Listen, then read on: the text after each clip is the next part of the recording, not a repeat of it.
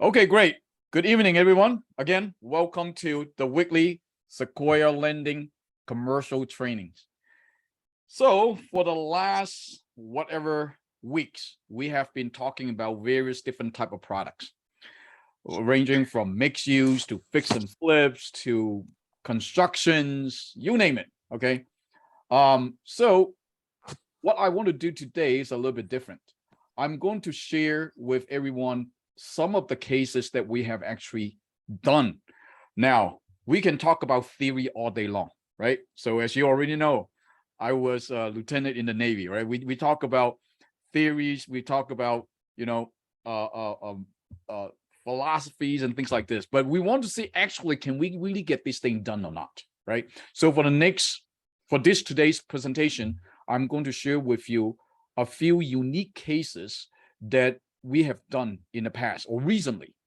And to many who just joined us into commercial lending, many of us have no idea what commercial lending is all about. We all expected that, hey, when I give you, let's say, a deal, when I give you a client's information, I expect to have some sort of rate and term come back immediately.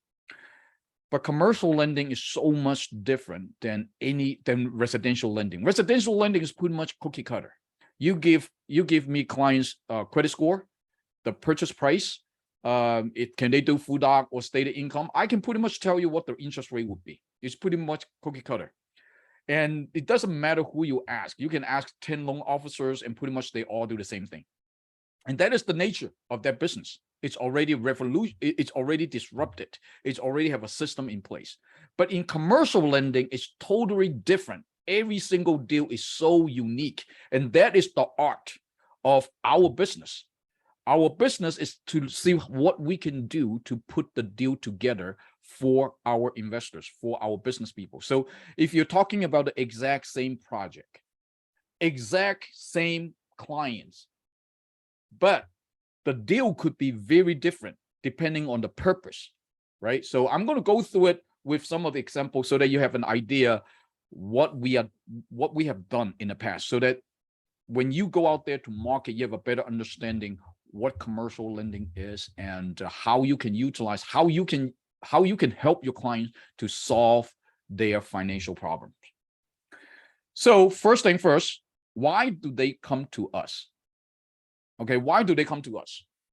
Many people come to us saying that, hey, what is the difference between you, Alan, and the bank down the street? What is the difference between you and all these loan officers, mortgage company out there? The huge difference is this, that we are a solution provider. We are a solution provider. What does it mean? It means that many of these clients, when they go to a local bank, now, first of all, let's define clients. Our client is not a regular Joe that buy a primary residence and live in there. That's not our client. Our clients are those people that need funding for their business, whether it's purchasing an investment property or multifamily or construction, buying piece of land, things like this. So 99.9, well, I would say 100% of our clients are business owners in one form or the other. Okay. So when they need funding, and I would like to ask you to take off your residential service hat, whatever you do. You can be, you could be a real estate agent or a loan officer or an insurance agent. I don't care what you do. This type of service is what I call B2C service. B2C service. You're servicing the end clients. But in business, we are B2B business. Okay. It's a totally two different industry. We do not wear the same hat. So I want you to take that off. I want you to wear the commercial lending loan consultant hat. What does it mean? It means that we are here to, again, provide solutions for our client. When our client needs money, most of our client needs money, they do not really care about the interest rate. What they really care is what? can you really have the ability to give me that money so that I can continue to finish my project? That project could be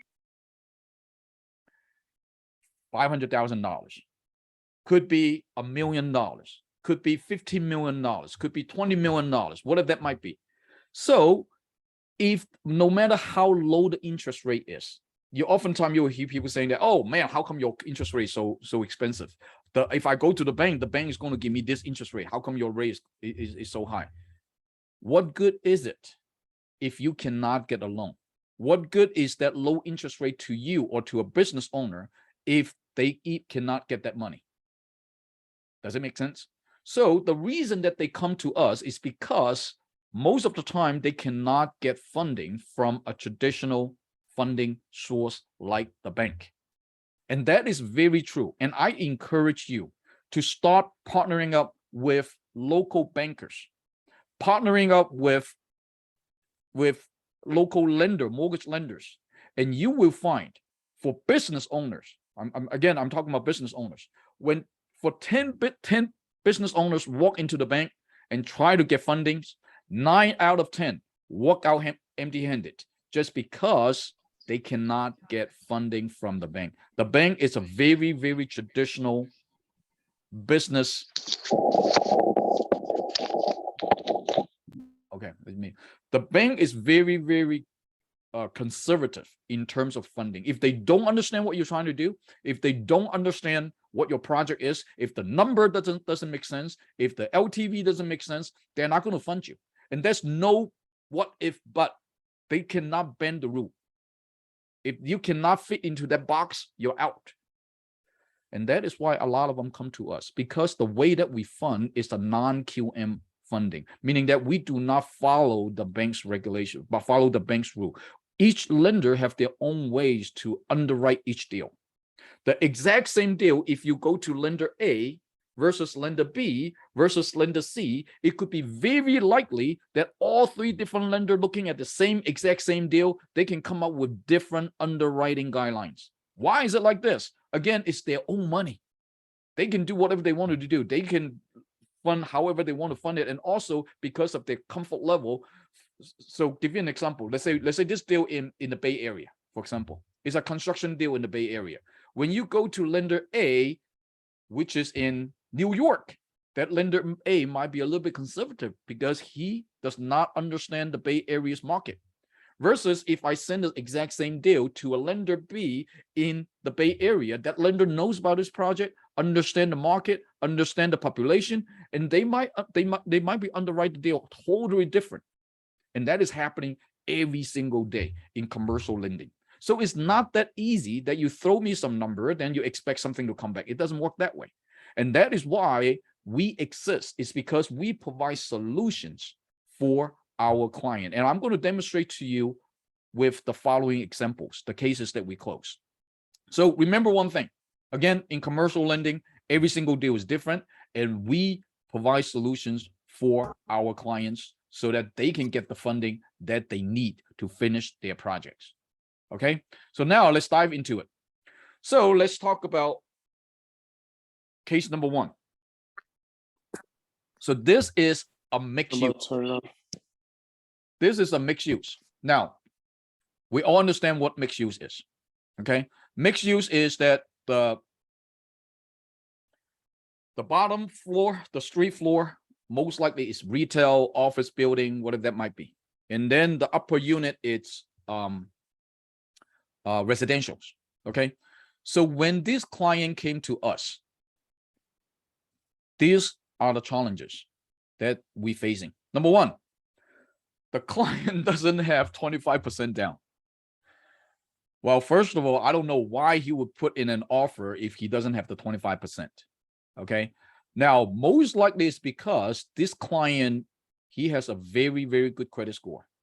He has a lot of investment. He has quite a bit of income, but unfortunately he doesn't have the saving to show to the bank that he has 25% down. Because of that, when he started the transaction, he went to a few local banks. This property is in Flushing, New York. He went to a few local banks. that promised him that, hey, I can give you a low interest rate, no problem. Let's go get this thing done. You already have so many different investment properties. We should be able to fund to you, yada, yada, yada, yada. Okay. But however, once they start doing the underwriting, because he lack of the 25%, boom. I think 2 or 3 banks out there rejected him. They will not give him that funding that he needs. By the time he came to us, he only has 25 days left. Now he's stuck.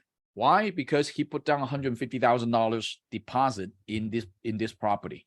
I believe this property he purchased it for $1.5 million, something like this. So he cannot get out. He already, all the due diligence period is already gone. All the contingency period is already gone. He cannot back out of the contract. He has to close. If he doesn't close, that $150,000 will be gone. Now, who is willing to lose that $150,000? And this is a classic example for why people come to us. It's because when they go to the local bank, the bank obviously is going to give them the best rate. The question is that, can you really qualify to get that deal or to get the interest rate? A lot of people don't believe that they cannot. A lot of people saying that, hey, I'm a good client, I have good credit, I have all these things, I should be able to.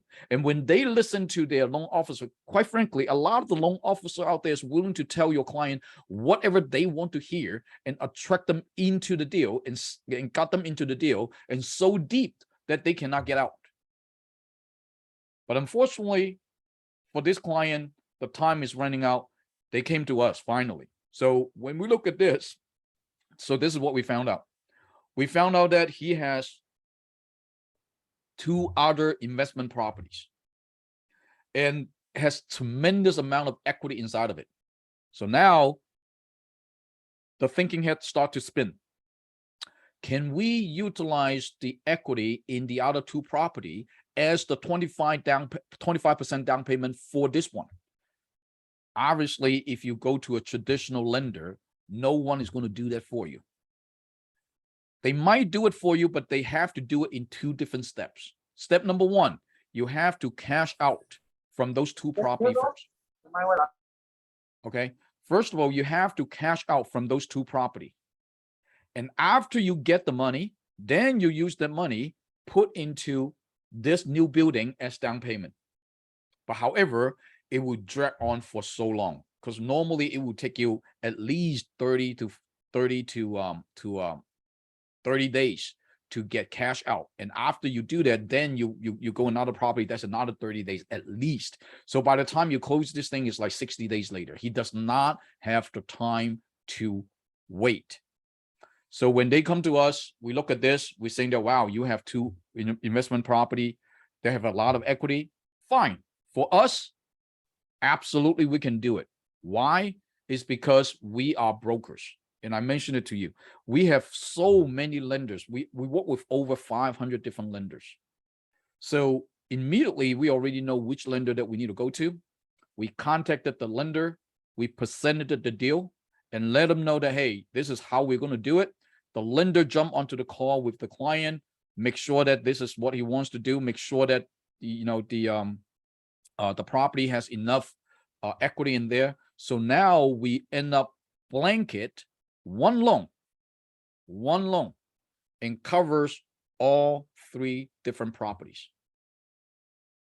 So the way to do it, and again, so what we did is that we did 3 appraisals immediately. The appraisal for the purchase for this building that you see in Flushing, and also the appraisal for the 2 other property that he owns. And we hire 1 appraiser, and when 1 appraiser goes out, make things a lot easier.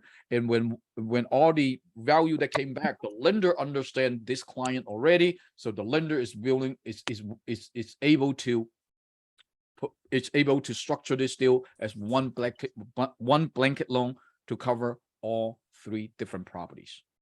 So problem solved. So now we didn't close in the 20. It took us about 35 days to close. However, because we are already in process, the lender already approved the loan, issued a term sheet, we are able to talk to the seller and ask the seller to give us the extension. And the seller is willing to do that because as long as they know that you are working on it and have a commitment to it, and we even able to have the lenders to talk to the seller, and the seller is okay for that, give them that extra 10 days of extension, we close the deal. $1.35 million. Not a good payday. For deals like this, we charged 2%. Why? Because it's a complicated deal. It's not easy. Now, do you think that we deserve our commission? Absolutely. Otherwise, this guy's going to lose $150,000. He's so happy that we closed this deal for him. And you know what? In turn, he also gave us a tip. Okay. He write us another $5,000 check. Just say, hey, thank you so much for saving me $150,000. And by the time he purchased this property, he already have a lot of equity built into this property already. He already make money. And see, at that time, look at this. Interest rate is 6.5%. Okay. We closed this deal, I believe it's in February or March of this year. We closed this deal. Now, at that time, if you remember correctly, the residential interest rate is about 3.5%. Okay. So 6.5% at that time is ridiculously high to everybody. But of course, today is very cheap. Now he's happy. He's laughing at 6.5%. Today, you buy a single family home, it's already at 7.5%. But he's happy with that interest rate. Even though, look at this, even though the rate was high at that time, but he still take it. Why? To him is a good deal. To him, saving the deal is more important than what? More important than getting a low interest rate. Does it make sense? So that is the mixed use refinance for this particular one. Now, next one, it's a 1031. This one is a 1031 exchange. So for this particular property right here, the seller, the purchase price is like $850,000. She sold her investment property, and she has extra money. She has the profit, so she transferred that profit into an 1031 exchange. Now, everybody know what 1031 exchange is, right? If you understand what it is, just type 1 into the chat box so that we understand. I know who knows and who doesn't.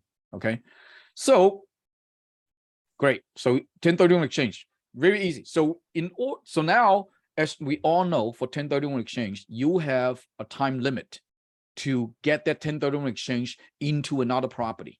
So she has been looking and looking for this property, looking for the property, and finally she found this property and ready to pull the trigger.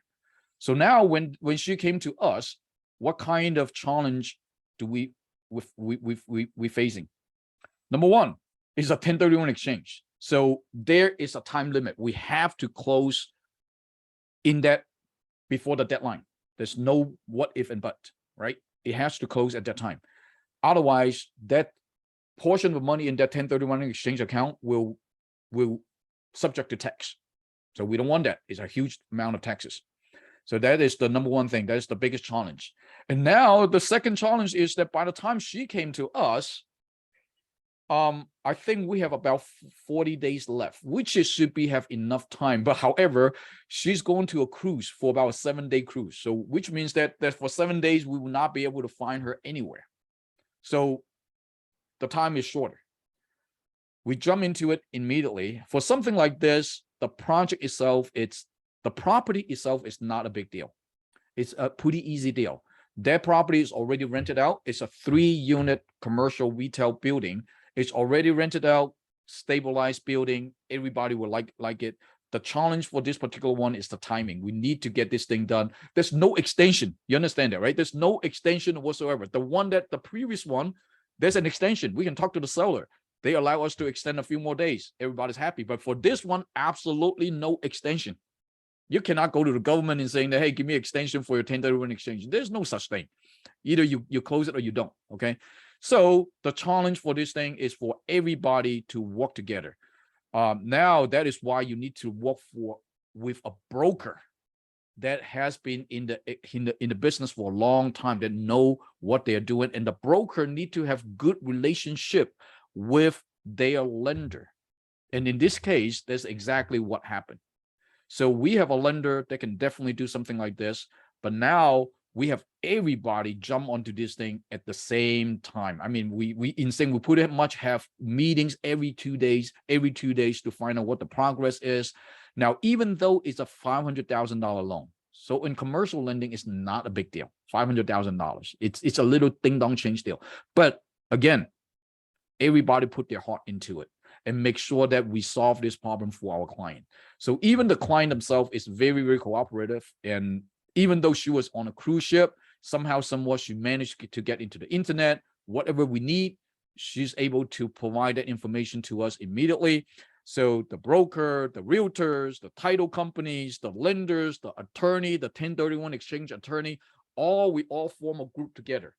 And we communicate on a day-to-day basis. Now, obviously, deals like this, we don't like rush deals. Nobody likes to have a rush deals, okay? But for something like this, very special cases, everybody understand and plugging in together. And the good thing is that we have relationship with each other with all these title company that we work with. Lenders are obviously it's good lenders that we work with. The realtor is very, very, very helpful. Again, so everybody work together. And finally, we put it off. we literally closed the day before the deadline. So again, for this particular one, I think the interest rate, what is it? Interest rate 6%. So again, it's this one we actually closed 2 months ago. And if you remember 2 months ago, the rate already gone up so much. But for commercial lending, a lot of the interest rate doesn't have that much impact, especially in commercial properties. You're talking about retails, warehouses. Literally, kid you not, today I still get a 7.5% interest rate on a warehouse. 7.5% on a warehouse. You buy a single family home investment property already at 7.5%. Okay, so again, that is the 1031 exchange property. Next one. This one, it's I think Dimitri asked me about SBA. So pay attention now, Dimitri. SBA loan is here. So this one, let me show you the challenge first. It is a young gentleman that just retired from the Army. Just got out. No business experience whatsoever. Okay? No business experience. But he does not want to work for anybody. He wants to get into a business. He saved a lot of money from the military, and now he's ready to go out there to, to become an entrepreneur. Now, the good thing about him, he did it right, is that he get into a franchise business. And most importantly, he get into a franchise that is approved by the SBA, right? So, again, no experience running a business, not much money to put down. So those are the challenges. So, okay, good. So now for something like this, the good thing is that the client, he is going to get into Cold Stone. I'm sure that hopefully you know what Cold Stone is, right? It's an ice cream shop, nice place. So go get some ice cream. It is a Cold Stone franchise. Absolutely, it's approved by the SBA. So in this case, we can easily get him a 7A SBA loan. Now, he needed approximately $450,000 to get this thing up and running. The $450,000 including hiring the leasing the place, renovated the place so that it can fit into Cold Stone's requirement. He needs to hire staff. He needs to buy inventory, the whole 9 yards. So out of $450,000, we are able to fund him 90% of it.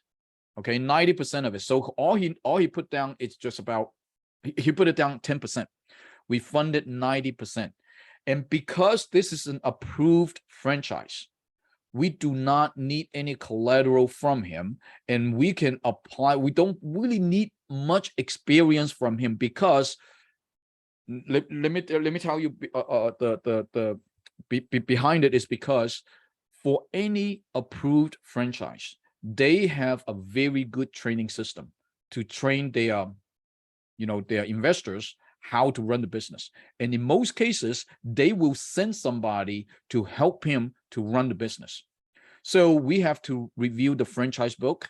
We will have to review the franchise agreement. And obviously for Cold Stone, it's a pretty well-named company out there. It doesn't need too much approval. They're already approved by SBA.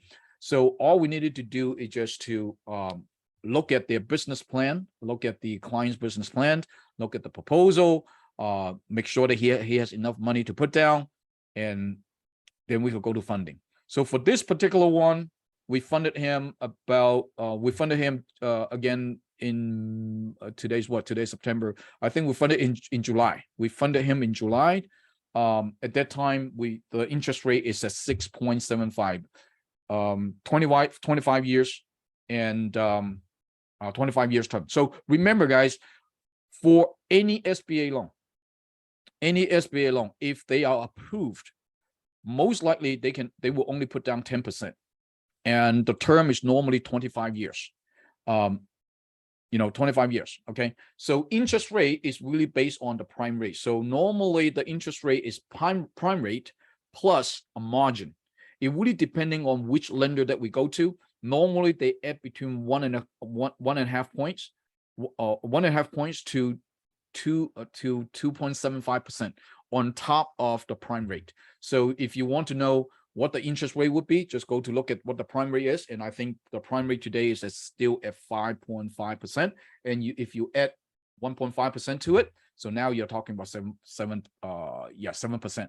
But if you adding in another 0.5%, you can do the math, right? So this is a pretty of a straightforward deal. There is not much things that we as a broker needs to do other than just providing the proper documentations to the lender to do the underwriting. So the challenge for this one is when they came to us, no experience, no down payment, just got out of the military, and we thought that, man, this is not going to work. But once we heard from him that, hey, he's going to buy a franchise in Cold Stone, boom, the light bulbs are turned on. We definitely can do something like this. So now you might have another question. You say, well, what if the franchise is not approved by SBA? Can we still do it? Yes, we can still do it, but they do need to have collateral. So let's say they purchase a franchise, a franchise that's not approved, or they start up a business that it's that is a one-man piece of show, whatever that might be. So in this case, we can still fund it, but they do need to have collateral. We can still do 90% funding, but they do have to show that they have collateral to secure the deal. Now, normally the collateral would be real estate. Let's say if you have an investment property or you have a primary residence, a primary property, you have enough equity inside of that property. Yeah, we can use that as the collateral for that business. Okay. So that is franchise purchase. Let's go to the next one. This one is pretty interesting. This one took us a long time to close. The property is in a very, very good location, worth about $3 million. But here's the challenge. The client does not live in the United States. The client is actually in China. How many of you have clients that is actually outside of the United States, but they I wasn't feeling too good. I was outside.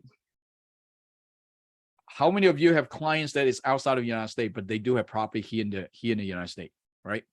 Now, because of COVID, this poor guy cannot come back to the United States, and he cannot even leave the country.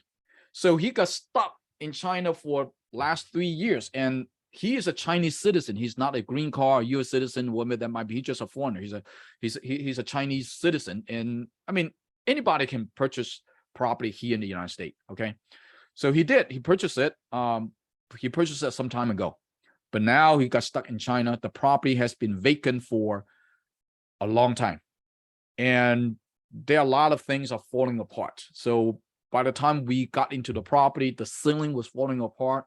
The water pipe was leaking. because imagine you haven't living in the property for 3 years, you didn't take care of the property. Winter time comes, you know, the pipe got busted.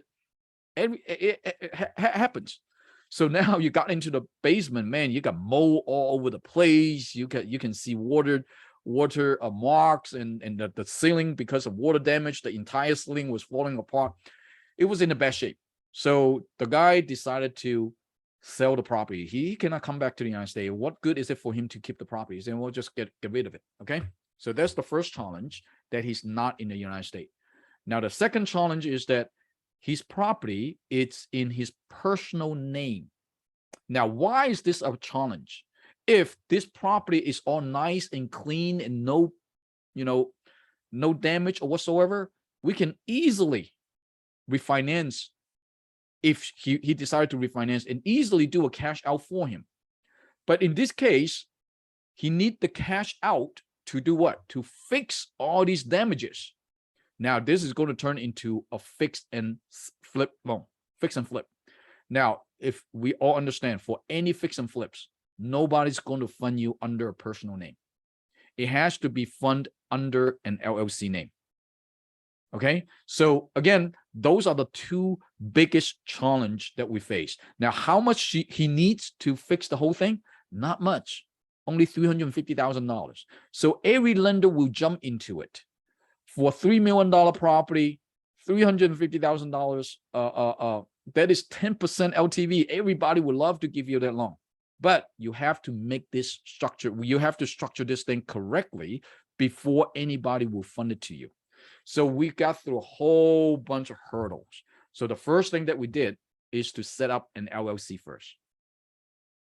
Set up an LLC. Now he's all the way in China. Can he set up LLC here in the United States? Absolutely. You can definitely do that. There's not a problem whatsoever. We have, I don't know how to do that, but we have a CPA that was able to set up an LLC for him.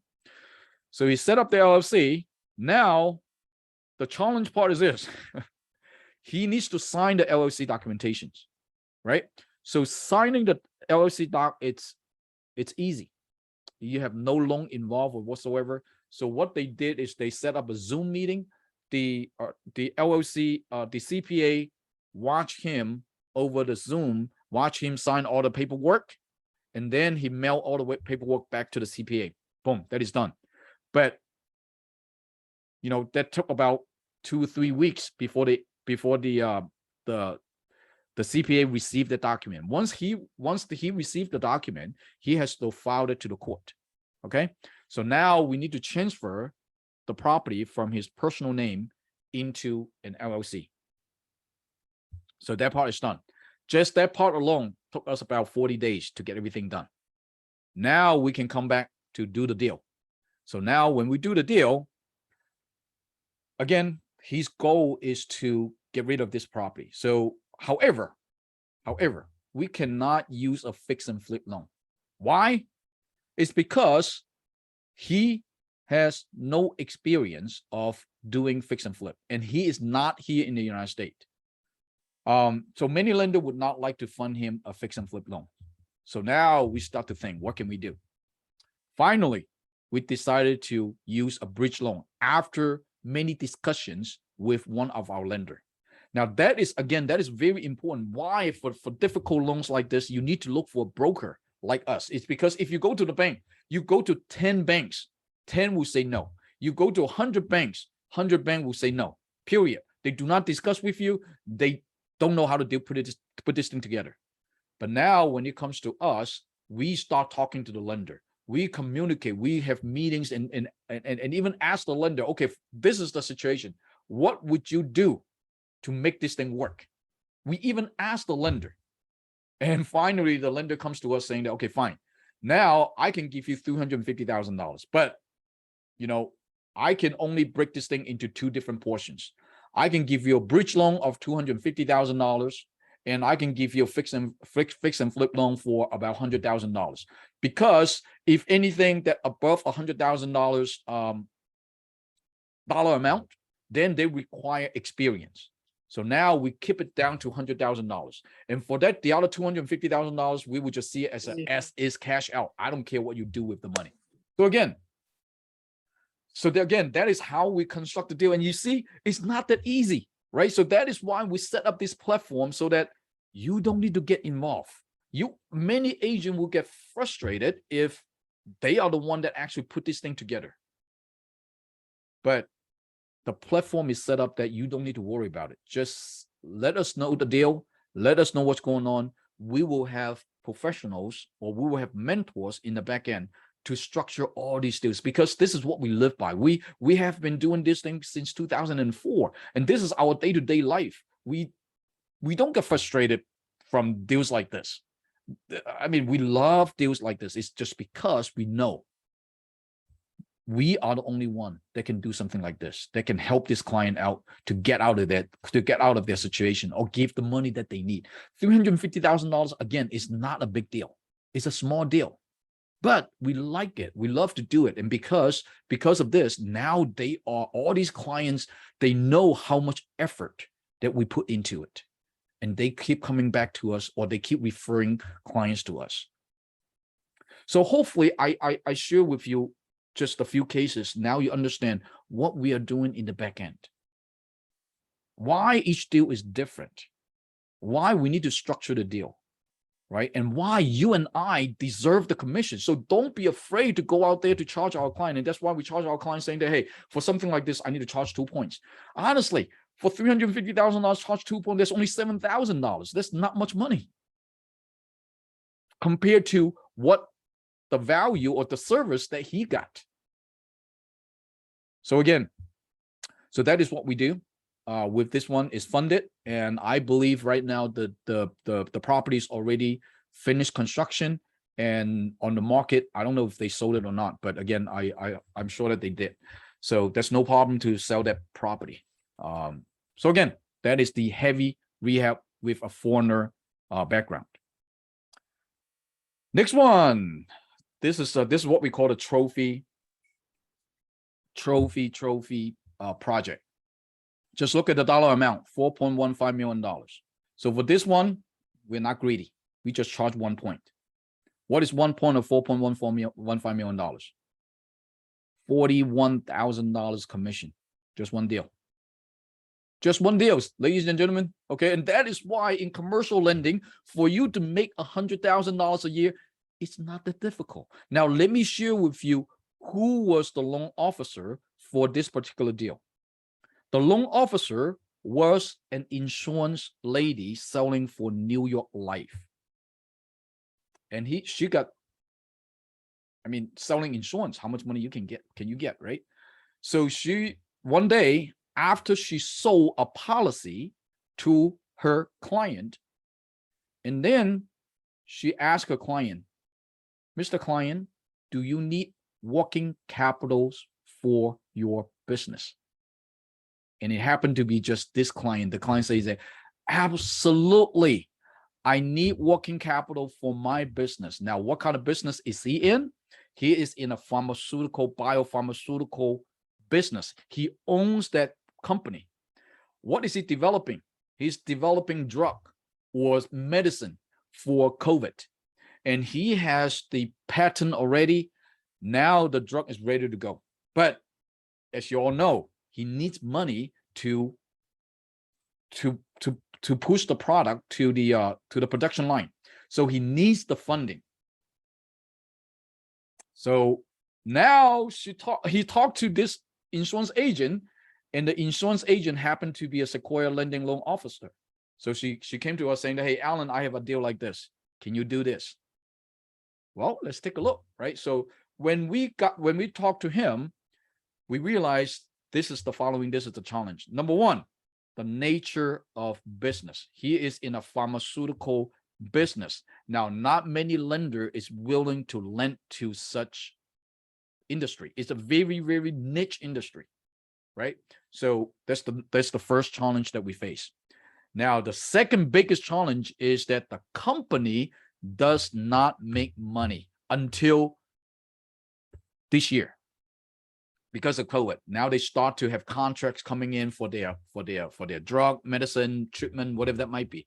So they do not have 2 years of business tax return to show. So SBA loan shut off. We cannot go SBA. All right. So, and also the business has a lot of debt.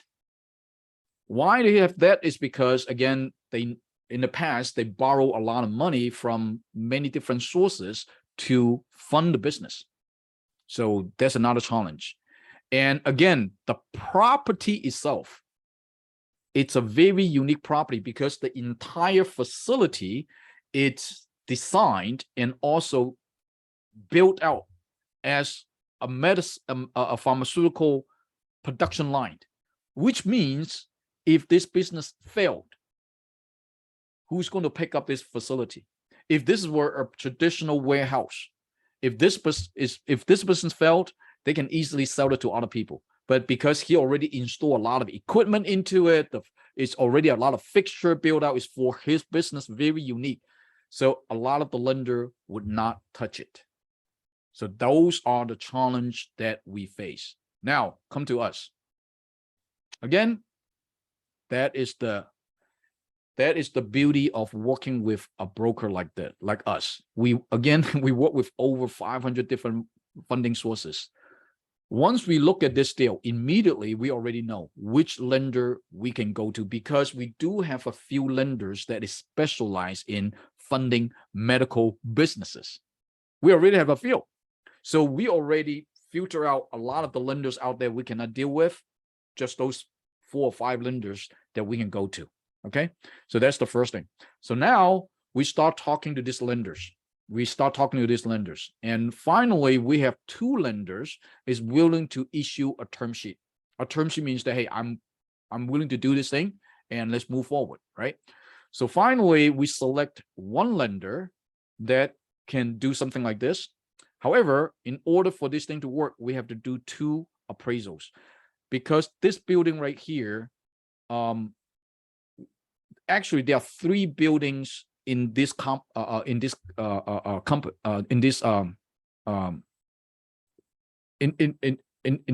facility. There's actually 3 buildings. So total value of this building is approximately $7 million. So from the lender's perspective, they cannot just do 1 appraisal. They requested 2 appraisals to go out there individually. And luckily, both appraisal came back with very, very similar value. So, which is good. That's fantastic.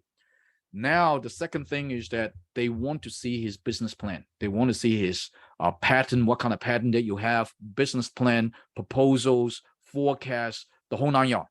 So now this client right here, he has been in the business for the last 10 years. So he has everything documented. The lender even went to his facility to visit the facility and make sure that, you know, he has what he told he has, and he has the top of the line equipment. Everything is set up correctly. So again, at the end of the day, the lender feels very comfortable about his projections, about his property and things like this. So originally he was asking for $3 million to get this thing started. So at the end, we funded him $4.15 million. We gave him extra $1 million. So he's very happy about this.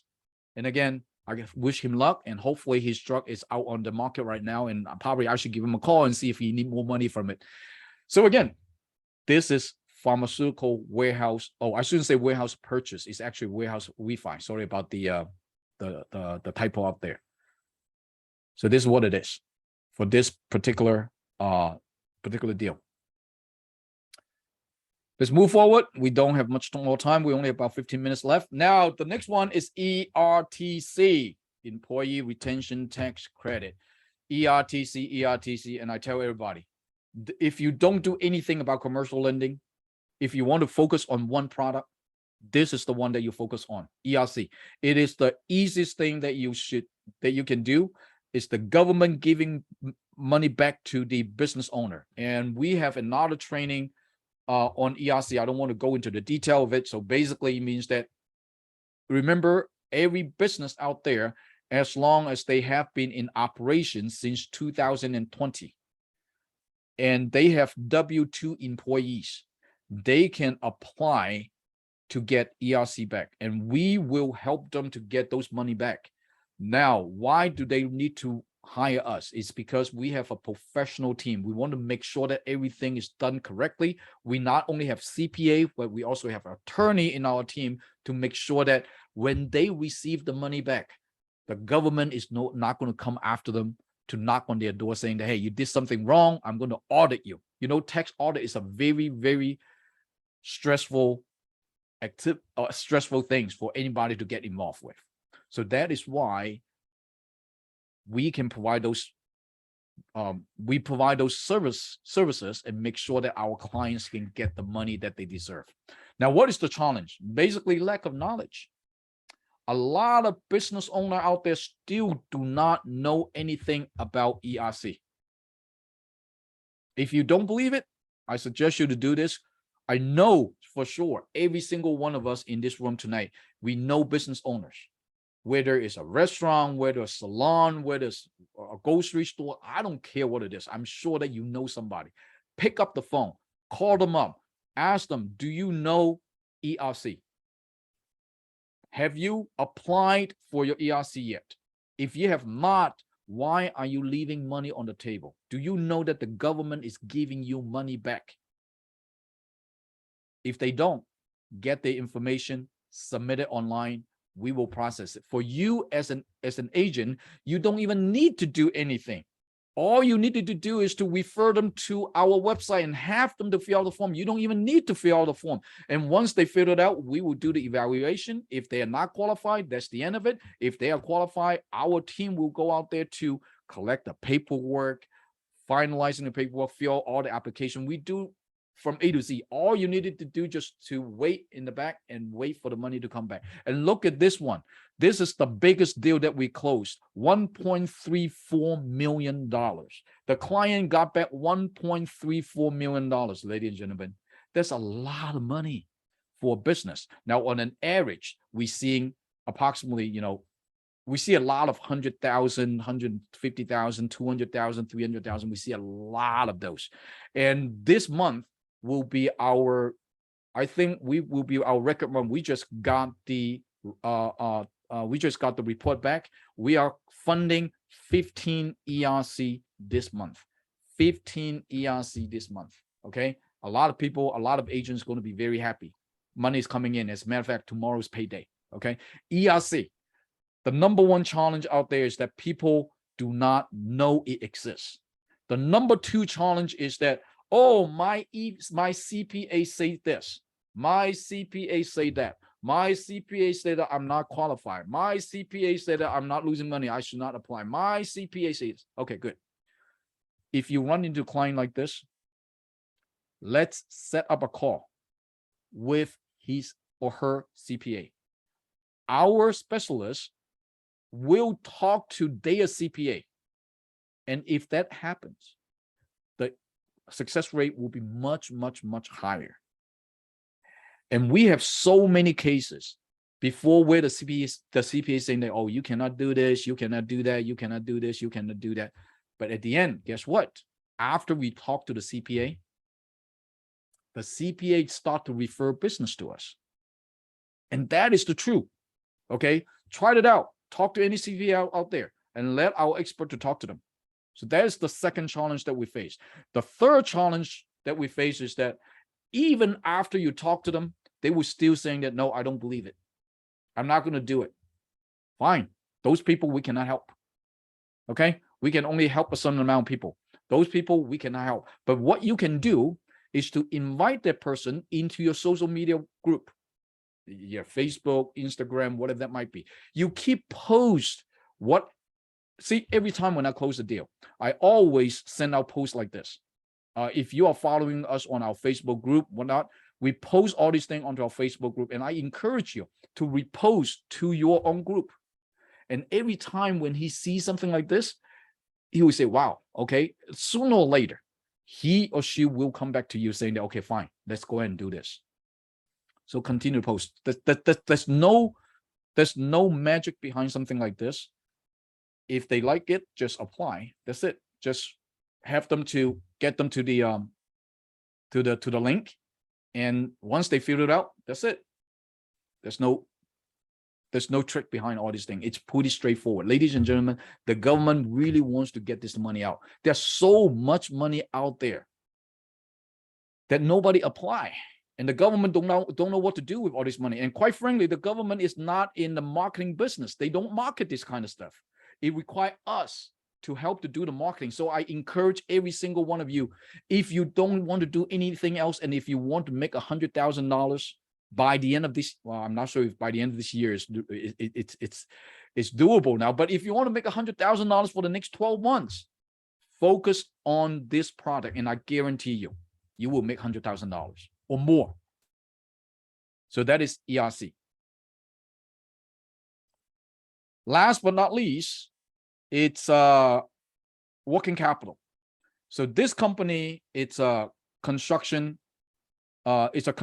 company. So not many lenders like to fund construction company. It's just the nature. Okay, they just don't like it. And plus, this company has never borrowed any money. So there's no record whatsoever for this company to borrow money. So many lenders will turn them down, and already turn them down, including us. I mean, honestly, when this client came to us, we submitted to at least 7 different lenders, and many of them turned them down already. Once they hear construction, reject, construction, reject. But finally, we found one lender. It's one of the lenders that we never worked with, and we were just saying that, well, let's try that out to see if this really work or not, right? So we tried it out, and it turned out to be that saying that, oh, that's fine. They fund every deals. They don't care about is your construction, whatever that might be. So as long as it makes sense. So now the good thing is that this company has been in business for 20 years. So that is a big, huge plus. They have the history to show. So now, because this company is building a lot of government projects, they're building roads, they're building, all kind of facility. So they show us the contract, they show us the client, the what they need. I mean, they show us the contract. And again, once we saw the contract, we divide that deal into 2 different portions: working capital and equipment loan. So because out of the $200,000 that he got it, in portion of it, they need to purchase heavy equipment to for their business. So we break it down into working capital and equipment loans, and then finally gave them the funding. So we looked at 2 years of their tax return, which is fine, even though during COVID they're not that good, but they still can show income because they are building for governments. Okay, and also we looked at their year-to-date profit and loss statements. And we feel comfortable, or our lender feel comfortable, to give them $200,000. Now, $200,000 honestly is not that much money, but because they never borrow money before, the lender do not want to give them too much money, so they want to give them $200,000 first. And after, now what happened is that they use the $200,000. Now they keep paying back, and now once they pay back, now the lender can give them more, and that is what I would suggest our business owner. Even though you do not need money, start building your business credit. Get a I mean, minimum is $50,000. Okay, get a $50,000 loan. Yes, you might need to pay some interest to it. You might have some cost to it, but again, those are all tax write-off. But the good thing is that they help you to build up your business credit. So now, right now, you get $50,000. You pay it back. Now, next time you might get $70,000. You pay it back. Next time you got $100,000. Next time you got $200,000. Now you can get more and more and more. And I hope those businesses are actually expanding. We run into so many businesses that come to us saying that, hey, I need $800,000. I need $1 million, but I never borrowed money before. I guarantee you, if this is the first time that you borrow money as a business loan, working capital, nobody's going to give you $1 million. Okay, so you have to build up your credit, and that is what I suggest my clients to do. Build up your credit, build up your funding. It's just like we as individual. Why do we have good credit score? It's because we have credit card, right? We use credit card, we paid it back, we use it again, we paid it back, and that's how we build up our credit. Same thing with business. Okay, does it make sense? So those are all the cases that I share with you, and hopefully these are just a few. I mean, I can go on and on and on, and I'm going to do another meetings like this. If you think that this is something that is useful, I can do another set of training like this with totally different cases that we close and share with you what we've done in the back office, so that hopefully you understand what we are doing in the back end. It's not that easy. Why you're not, Alan, why you're not getting me the quote? When can you get me the quote? When can you get me the quote? It's because every deal is different. Now, if we run into some very simple deals, we can give you a quote immediately. But for something like this, it takes time to construct. And that is why we call ourselves the loan consultant. We are not loan officers. Loan officers are salespeople. They sell interest rate. They sell loans. We are not. We are loan consultants. We consult. We help our clients. We make sure that they are able to get the funding that they need. And that does take our time to review it. Okay? Does it make sense? So now, those are all the cases. So let me finish up the announcement, and then we move on to the Q&A. What is this big, huge announcement? As you know, Sequoia Lending, we are expanding our business. Not only that we have more and more agents coming online, but we have more and more lenders and funding sources to come online with us. It's just because a lot of funding sources start to notice about us. Before, nobody know who Sequoia is, but now a lot of lenders, once we close deals with this lender is going to refer other funding sources to us. So today I'm going to announce a new funding source to everyone, and you guys are the first time that you hear. Okay, so this funding source is what I call EB5 Redeployment Fund. EB5 Redeployment Fund. Number one, we have $300 million that we can get access to. $300 million, ladies and gentlemen. Now, what is EB5 Redeployment Fund? Let me show you this. There are EB5 project. If you don't know what EB5 project is, go online, Google it. I'm not going to explain to you right here. So EB5 project, that project is done already. And now the funding is going back to the pool, to the EB5 pool. Now that money cannot stay in the EB5 pool because there are so many advantages, privileges for money in EB5, but they have to deploy that money in order for them to get that privilege. Okay, the biggest one is to get green card. For whoever that put money into the EB5, they can get green card. So that money cannot be just sitting in the bank and do nothing. They have to deploy it. So now all this money is getting back to the pool. Now they call us up today. Alan, help me to redeploy this $300 million. So now we have to find projects out there that are EB5 qualified projects that they can redeploy this EB5 money. Okay, so that is what the money is for. It does what type of project that we can do?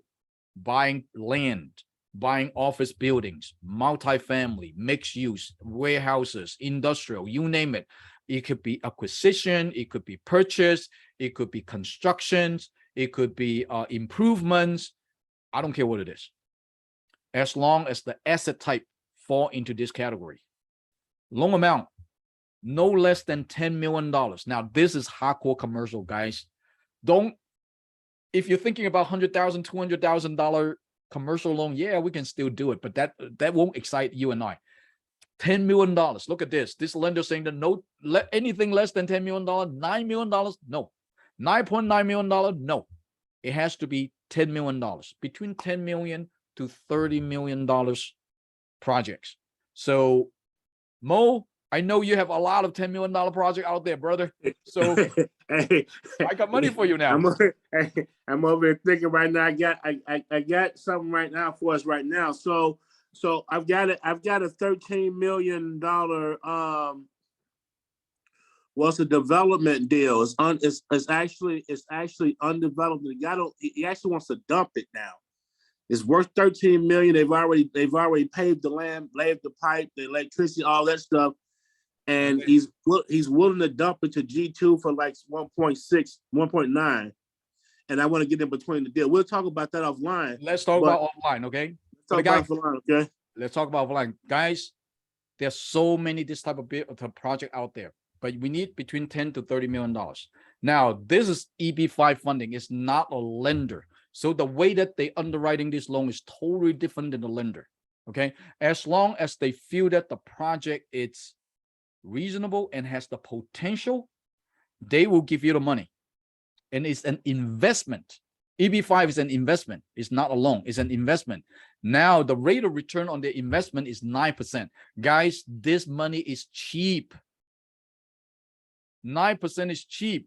Again, you're buying a single family home, it's already at 7.5%. Getting a $10 million, buying a multifamily, whatever that might be, 9% is very, very cheap. Okay, so they don't care about what project. Now, in the commercial world, if you're doing construction versus you're buying multifamily versus you're doing rehab, the rate is going to be different. Okay, ranging from 8% to 12%. But for this, they don't care what kind of project. As long as they like it, rate is 9% for across the board and 5-year term. Okay, 5-year, you have to get out, which is already good enough. Now, the requirement is that they have to have at least 20% in the project. So for example, let's say the total project worth about $15 million. The principal need to have at least 20% of their money in the project, which is in this case is about $3 million. Now they can fund the $12 million. Does it make sense? So again, those are all. Now, if you have projects like this, give me an executive summary, give me a business plan, okay? And give me, I think the executive summary and business plan, that's all I need right now. And once I have that, boom, we put into it. And if they like it, they will fund the project. So this is one of the fund that we have just got access to, just signed contract with our lender that now we have the full access to it and we can promote this. So you have any project out there, let's go at and run for it. Okay. Imagine this year you got one $10 million project comes in, we charge 1 point. Man, that is a pretty handsome business, pretty handsome commissions out there, right? So guys, that's all I have. And hey, Alan, real quick, that just for example, you just want to digress a little bit when you were talking about international funding. Just using the deal that we were just working on, that $200 million one, what was the issue that we ran into there that we need to watch out for with international funding? Because there was something regarding funds, coming from another country. That $200 million deal, they don't, first of all, they have no money to put down. Second of all, they don't want to have any guarantee. Nobody wants to guarantee that. So who is the principal? They cannot even tell us who's the principal. Oh, I thought it was because they did have money, but it was coming from another country. No? We already have conversation with them 3 times already. Okay.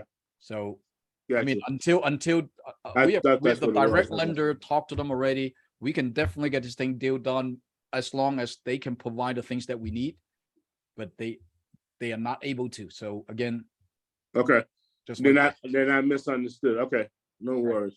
Right. Right. So guys, what I want everybody to know is that, hey guys, we are sitting in a gold mine. We are doing something that not everybody, not a whole lot of people out there knows what's going on. Not a whole lot of people out there have that kind of opportunity and have that kind of access. And you already have it. Don't just sit there and watch and scratch your head and thinking about, should I do this thing or not?